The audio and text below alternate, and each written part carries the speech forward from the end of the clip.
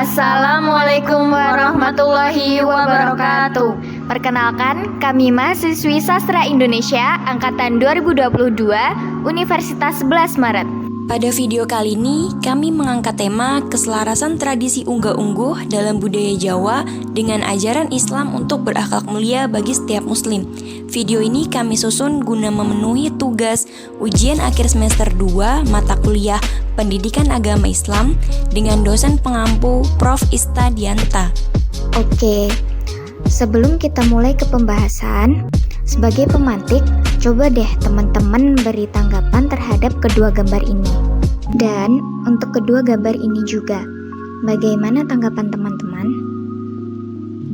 Kemerosotan moral manusia di akhir zaman. Dahulu, bangsa Indonesia dikenal karena moral rakyatnya yang berbudi pekerti luhur, santun, dan juga beragama. Sayang, citra baik ini tidak dapat dijaga. Masalah ini bukan hanya menimpa kalangan orang dewasa dalam berbagai jabatan dan profesinya, melainkan juga telah menimpa kalangan pelajar yang diharapkan dapat melanjutkan perjuangan bangsa. Padahal, kemajuan suatu bangsa sangat didukung oleh keberadaan para generasi muda yang cerdas dan juga berakhlak baik. Namun, kita dapat melihat sendiri bahwa sudah banyak orang di luar sana yang sudah tidak lagi menjunjung tinggi nilai-nilai normatif dalam kehidupan mereka. Gejala kemerosotan moral sudah dapat dikatakan mengkhawatirkan. Unggah-ungguh dalam budaya Jawa. Apa itu unggah-ungguh Jawa? Menurut Frans Magnus Suseno, unggah-ungguh identik dengan prinsip hormat, yaitu suatu sikap di mana orang Jawa dalam cara bicara dan membawa diri selalu atau harus menunjukkan sikap hormat kepada orang lain sesuai dengan derajat dan kedudukannya.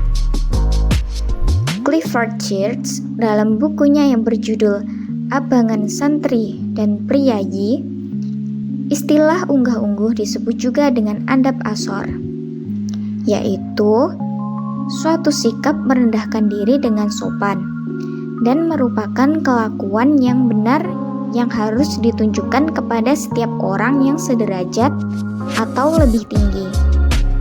Unggah-ungguh dalam berbagai aspek. Yang pertama ada aspek bahasa.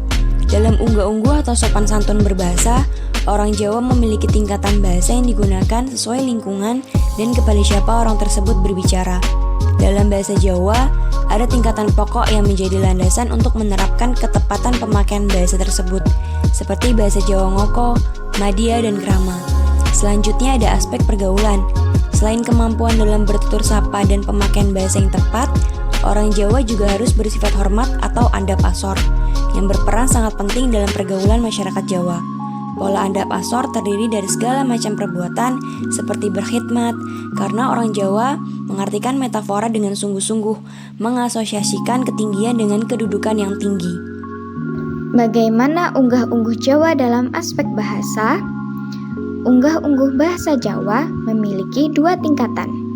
Yang pertama, bahasa Ngoko atau yang disebut sebagai bahasa kasar, dan yang kedua, bahasa Kromo yang disebut sebagai bahasa halus.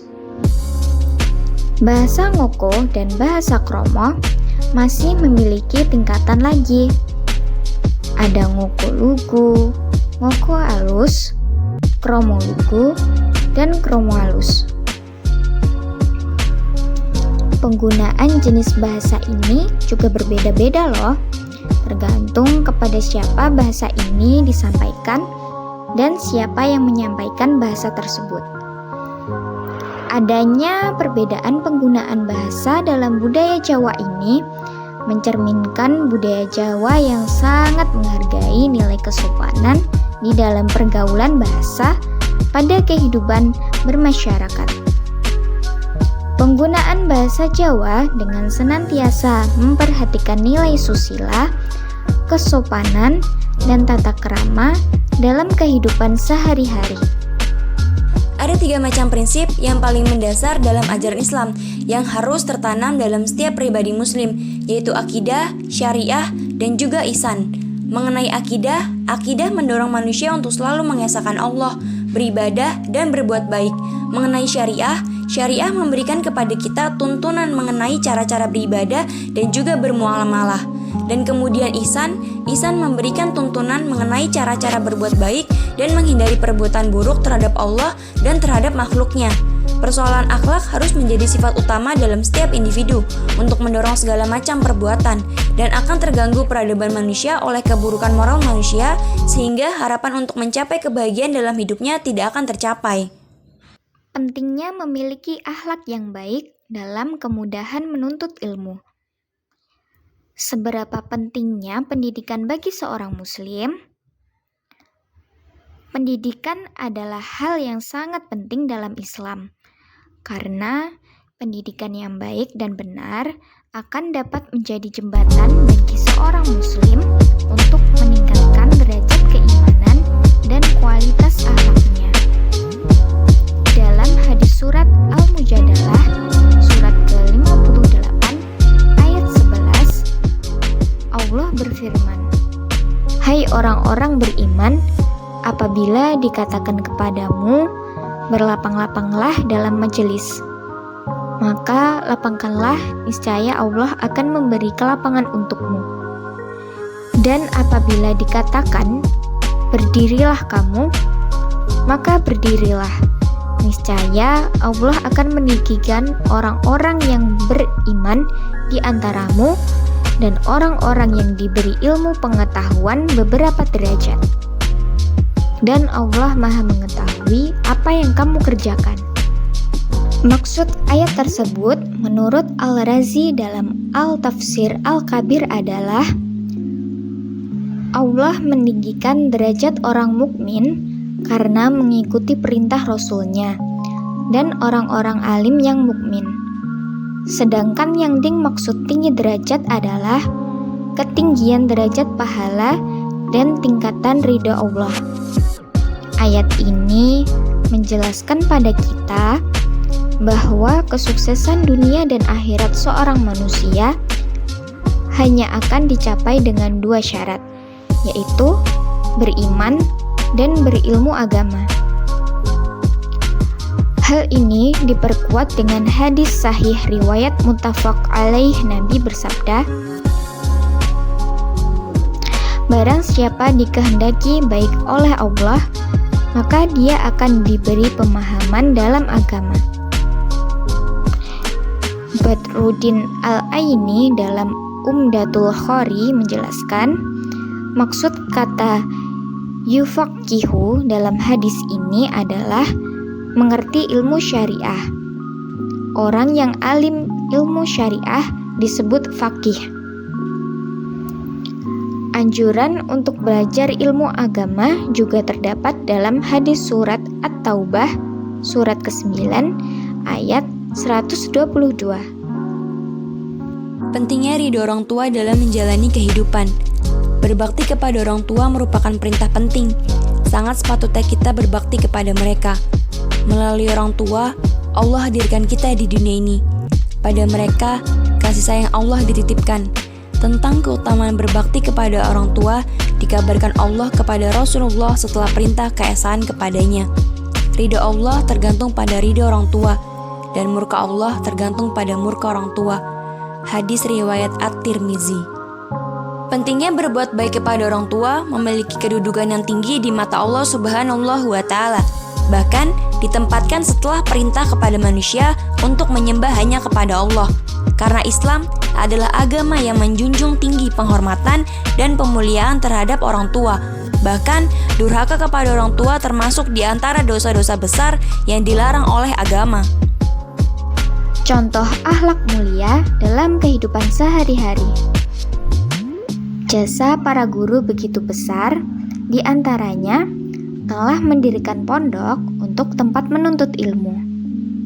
Hal ini telah dicontohkan oleh ulama terdahulu, yang mana memiliki ilmu tak hanya semata karena giatnya belajar, tetapi karena berkah dari guru-guru mereka. Rasulullah Shallallahu Alaihi Wasallam bersabda, "Rendah hatilah kepada orang yang mengajarkan kalian." Al-Munawi menambahkan penjelasan hadis tersebut. Sungguh ilmu tidak didapatkan kecuali dengan rendah hati dan mendengarkan. Sedangkan kerendah hatian seorang murid kepada gurunya adalah sebuah adab pekerti yang tinggi. Sikap rendah hati terhadap guru adalah sebuah kemuliaan dan ketundukan kepadanya merupakan sebuah kebanggaan. Kisah Imam Syafi'i dan murid-muridnya. Diceritakan bahwa Imam Asy-Syafi'i setiap kali memegang lembaran kertas kitab, ia memegangnya dengan lembut dan hati-hati agar tidak menimbulkan suara, khawatir Imam Malik mendengarnya. Begitu pula dengan muridnya, Imam Asy-Syafi'i Arabi bin Sulaiman. Ia mengatakan, "Demi Allah aku tak berani minum, sedang Imam Asy-Syafi'i sedang melihatku." Telah diriwayatkan dalam kitab Manaqib Al-Imam Abu Hanifah yang disusun oleh Al-Khwarizmi. Imam Abu Hanifah berkata, "Aku tak pernah menyelonjorkan kakiku menghadap rumah guruku Hamad karena menghormatinya, sedang jarak antara rumahku dan rumahnya hanya sekitar 7 langkah kaki." Kemudian ia melanjutkan, "Dan aku tidak sholat sejak wafatnya guruku itu, melainkan aku meminta ampunan untuknya dan untuk orang tuaku. Sungguh aku tentulah meminta ampunan untuk orang-orang yang telah mengajariku ilmu." Begitu pula Abu Yusuf, murid Abu Hanifah. Ia mengatakan, "Sungguh aku mendoakan Abu Hanifah sebelum mendoakan orang tuaku." Tak kalah pula Imam Ahmad bin Hanbal pernah berkata, "Tidaklah aku tidur sejak 30 tahun, melainkan aku pasti mendoakan Imam Asy-Syafi'i dan meminta ampunan untuknya." Suatu hari, anak Imam Ahmad bin Hanbal yaitu Abdullah bin Ahmad bin Hanbal menanyakan kepadanya, "Wahai ayahku, bagaimana sosok Imam Asy-Syafi'i itu? Aku mendengar bahwa engkau banyak mendoakannya." Imam Ahmad bin Hanbal menjawab, "Wahai anakku, Imam Asy-Syafi'i itu diperumpamakan seperti matahari bagi dunia dan kesehatan bagi manusia. Lihatlah apakah kedua benda itu memiliki pengganti?" Kisah Muhammad Al-Fatih. Teman-teman pasti sudah tidak asing lagi siapa itu Muhammad Al-Fatih, bukan? Sultan Muhammad Al-Fatih merupakan anak dari Sultan Murad II dan Humayatun yang berhasil menaklukkan kota Konstantinopel pada 1453 Masehi. Sekarang disebut sebagai kota Istanbul, Turki. Kekhalifahan Muhammad Al-Fatih sekaligus mengakhiri riwayat Kekaisaran Romawi Timur. Sultan Muhammad Al-Fatih naik tahta pada usia 12 tahun dan menaklukkan Konstantinopel pada usia 21 tahun.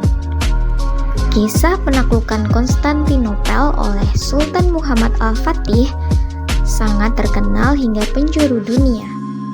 Ini kisah Muhammad Al-Fatih. Ayah Muhammad Al-Fatih adalah seorang sultan, yaitu Sultan Murad II, yang sangat berkuasa. Pada saat itu, kekhalifahan Turki Utsmani sedang merangkak naik dan dengan gemuruh kekuatannya. Pada masa kecil, Muhammad Al-Fatih merupakan seorang anak yang pemalas karena ia tumbuh dengan segala kenyamanan fasilitas di kerajaan ayahnya. Masalah kemalasan Muhammad Al-Fatih kecil menjadi PR besar bagi sang ayah, karena kelak dialah yang akan meneruskan kekhalifahan Turki Utsmani. Tidak kurang-kurang, Sultan Murad II mendatangkan guru untuk anaknya, tetapi setiap datang guru yang siap mengajarinya dengan ilmu dan kesolehannya selalu ditertawakan, dilecehkan, dan diabaikan oleh Muhammad Al-Fatih. Begitu juga yang dilakukan ibu Muhammad Al-Fatih, Humayatun. Selepas sholat subuh, ibunya membawa Muhammad Al-Fatih kecil, kemudian ditunjukkan dari kejauhan benteng Konstantinopel yang megah. Ibunya mengatakan bahwa suatu saat nanti Muhammad Al-Fatih yang akan menaklukkan Konstantinopel. Usaha kedua orang tua Muhammad Al-Fatih tak henti-hentinya. Sultan Murad II mencarikan guru yang paling cakap membentuk karakter. Akhirnya, Muhammad Al-Fatih diserahkan kepada Syekh Ahmad bin Ismail Al-Qurani. Sembari menyerahkan Muhammad Al-Fatih kecil kepada gurunya, Sultan Murad II memberi sabetan atau pukulan kepada sang guru. Sultan Murad II mengizinkan Syekh Ahmad bin Ismail Al-Qurani untuk memukul anaknya jika tidak mau belajar. Dari situlah Muhammad Al-Fatih mulai menurut kepada gurunya. Kini terbukti bahwa Muhammad Al-Fatih berhasil menaklukkan Konstantinopel.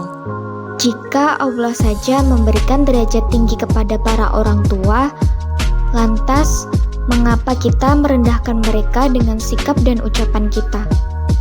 Dari pembahasan kami di atas dapat disimpulkan bahwa baik budaya unggah-ungguh yang ada di masyarakat Jawa ataupun sikap menghormati ajaran agama Islam menjadi pembentuk representasi dari nilai-nilai moral untuk menjadi manusia yang berakhlak mulia, dan dapat dikatakan bahwa baik dan buruknya seseorang dapat dilihat dari bagaimana mereka bersikap dan berkata.